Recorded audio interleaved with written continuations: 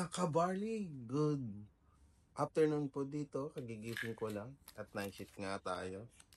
At ito, magtitinda naman tayo ng barley organic juice.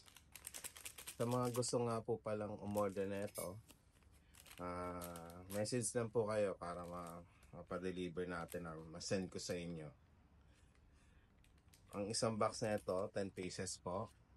100 dirham na lang para sa inyo. Ito naman po is barley supplement. Okay? 70 dirham naman po, 30 pieces naman po siya. So, kuha na po kayo na sa inyo para meron na kayong barley juice for good health. Huwag ka po kayo hinayang sa pera dahil for your own health naman po yan.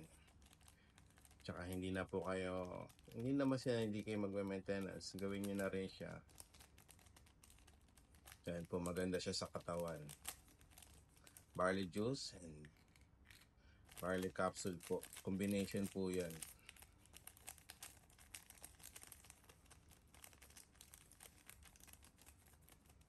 Okay. So, ayan na po siya. Actually, itong baso na to, 3/4 lang dapat eh. Hindi siya puno. Ayan. I-dissolve lang natin yung powder, yung juice. Mainom na natin. Halu-haluin nyo lang po yan.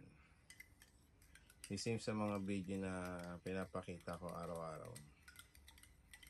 Nandito tayo ngayon sa sala.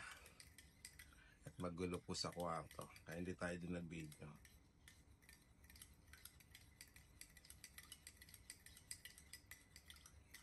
Ayan, kita nyo naman. Kulay green po siya. Nakaganda na ito, yung barley na to is may stevia siya. So, hindi po siya lasang damo. Lagi kong sinasabi sa video ko. So, yung tamis niya is okay.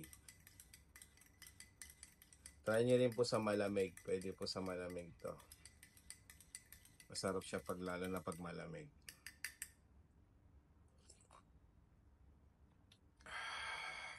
Ayos. Tapos yan. Gawin po natin ng isang barley capsule.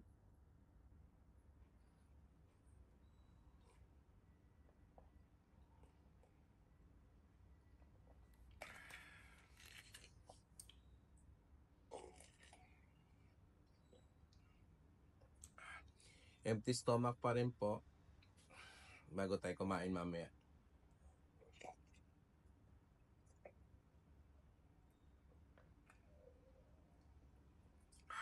Ayos.